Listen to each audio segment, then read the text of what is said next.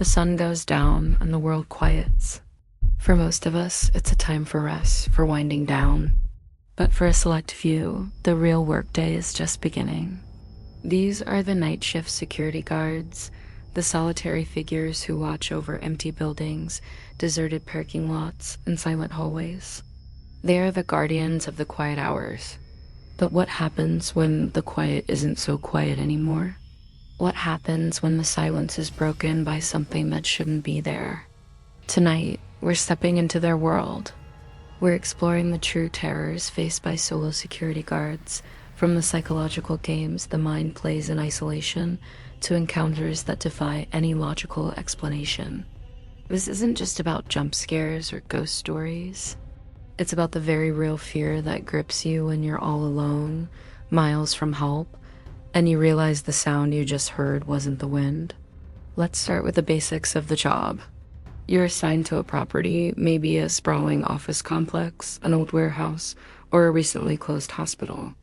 Your job is to patrol, to observe, and to report. You walk the same route night after night. The initial boredom is the first challenge. Your mind starts to wander. But then things get strange. The human brain is a funny thing. It craves patterns. When it's deprived of normal stimulation, it starts creating its own. That's when you start noticing things. A shadow in your peripheral vision that vanishes when you turn your head. A flicker of light on a security monitor in a room that's supposed to be empty. You dismiss it at first. It's just fatigue, you tell yourself. It's your eyes playing tricks on you. One former guard, let's call him Mark, worked at an old industrial park. For weeks, his nights were uneventful. Then he started hearing things. Faint whispers, like a radio playing in another room, but there were no radios. He'd check every inch of the building, finding nothing. The whispers would always stop the moment he got close. He started doubting his own sanity. Was he just cracking under the pressure of the solitude?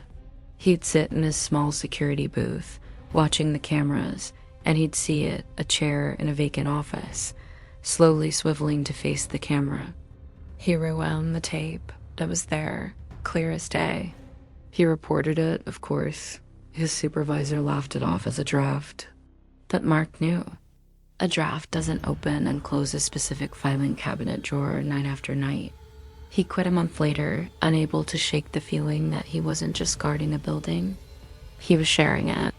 The psychological toll is one of the most significant dangers of the job. Isolation can amplify fear to an unbearable degree. Every creak of the floorboards, every gust of wind rattling a window frame becomes a potential threat. Your senses are on high alert, constantly scanning for danger. The state of hypervigilance is exhausting. It wears you down, makes you jumpy. You start seeing threats where there are none. But what about when the threat is real? This brings us to the second, more immediate terror, the human element. Trespassers, vandals, and people with far worse intentions often use the cover of darkness. The guard is the only thing standing between them and their goal. A story from a guard named Sarah, who patrolled a large, open-air shopping mall after hours, is particularly chilling. One night, while doing her rounds, she noticed a single car in the far corner of the massive parking lot. It was unusual, but not unheard of. She approached cautiously, flashlight beam cutting through the darkness. The car was empty. She made a note of the license plate and continued her patrol. An hour later, the car was still there. As she got closer this time, she felt a prickle of unease. The driver's side door was now slightly ajar. Her heart started pounding. Her training kicked in. Observe, report, do not engage. She retreated to a safe distance and called the police. While on the phone, watching the car from afar, she saw a figure emerge from behind a large concrete pillar, not from the car, but near it. The figure just stood there, watching her. Not moving, just watching. The police arrived, searched the area, and found no one. The car was gone by the next morning. Sarah never knew who it was or what they wanted, but the memory of that silent, watching figure haunted her for years. It was a stark reminder that the emptiness she was paid to protect could be hiding anyone. The line between the paranormal and the criminal can often blur in these situations. Imagine being alone in a vast dark space. You hear a noise. Is it a ghost from the building's past, or is it a very real person trying to break in? The fear feels the same. The adrenaline rush is identical, and you have to make a split-second decision on how to react. A guard named David, who worked at a historic hotel undergoing renovations, faced this exact dilemma. The hotel was famous for its ghost stories, tales of a bride who had taken her own life in one of the suites. David was a skeptic. He believed in locks and alarms, not spirits. But then the calls started. Not to his phone, but on the old internal phone line at the front desk. The line was supposed to be dead, yet every night around 3 a.m. it would ring. He'd pick it up and all he would hear was static and sometimes what sounded like faint crying. He had the phone company check the lines. They confirmed they were disconnected from the main grid. He tried to ignore it, but one night the call was different. It wasn't static. It was a clear voice, a woman whispering, "He's upstairs." Chills shot down his spine. Was this part of the legend, his mind playing tricks, or was it a warning? He hesitated, then grabbed his heavy-duty flashlight and his radio. He called for backup, his voice trembling, and began the slow ascent up the grand, creaking staircase toward the floor the voice had mentioned. As he reached the top floor, he saw a fire exit door, which he had personally locked an hour earlier, now wide open, swinging in the breeze. Someone had been there, and the only reason they left, perhaps, was because he was warned. He never found out who he was or who the woman on the phone was, but from that night on, David was no longer a skeptic. He was a believer that sometimes the very thing you're supposed to be protecting you from is also trying to protect you. These experiences often go untold. Who would believe them? Management would likely dismiss them to avoid panic or having to hire more staff. Friends and family might think you're overly imaginative or stressed, so the guards keep it to themselves. The fear, the confusion, the lingering questions become a private burden, carried alone in the dead of night.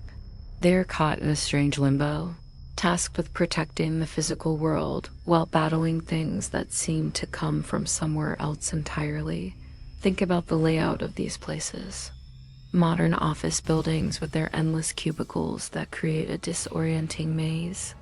Old factories with machinery that casts long, distorted shadows. Hospitals with their sterile, echoing corridors that hold the memory of so much pain and loss. Each location has its own unique atmosphere, its own potential for terror. There was a case at a university science building. The night guard, a young student named Leo, kept reporting movement in one of the anatomy labs. He'd see flickers of motion on the security cameras, always just out of clear view around the cadaver storage units. His superiors told him it was probably just temperature fluctuations or insects on the lens. But Leo knew what he saw. One night, determined to get proof, he sat in the security office, staring intently at the monitor for that specific lab. For hours, nothing. Then, just as he was about to give up, he saw it. One of the storage unit doors, a heavy refrigerated steel door, slowly creaked open by a few inches. And then, just as slowly, it closed. There was no one there. The temperature log showed no malfunction. Leo saved the footage, showed it to his boss, and was promptly moved to a different post, guarding a brightly lit campus library. No explanation was ever given. The building kept its secrets, so what truly lurks in the quiet hours? Is it spirits of the past, restless and tied to a location? Is it the product of a sleep-deprived mind, projecting fears into the shadows? Or is it simply the very real, and often more terrifying, presence of other people who move in the darkness? The answer is likely a combination of all three. The job of a solo night security guard places a person at the unique intersection of psychological strain, physical vulnerability, and, just maybe, the unexplainable. They are modern-day lighthouse keepers, watching over seas of concrete and glass, witnessing things the rest of us, safe in our beds, will never see.